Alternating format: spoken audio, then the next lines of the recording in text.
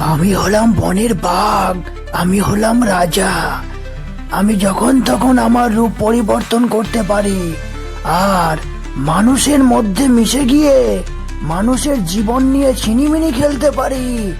এটাই হলো আমার লক্ষ্য। দেখো কাকা, কি ব্যাপার?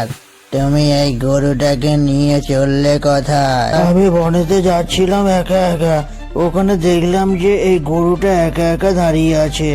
মনে হয় ওর মালিক ওকে ছেড়ে চলে গেছে, তাই ওকে নিয়ে যাচ্ছি আমার বাড়িতে।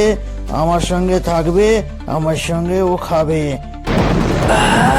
মানুষের মাংসের কি স্বাদ, ভাবাই যায় না। এরকম রোজ রোজ আমি ছদ্মবেশ ধারণ করে মানুষের মুন্ডগুলোকে চিবিয়ে চিবিয়ে খাবো। বম ভোলে ওং ক্রিং প্রিং ছট, এই বাঘ হয়ে যা ছোট্ট ইঁদুর।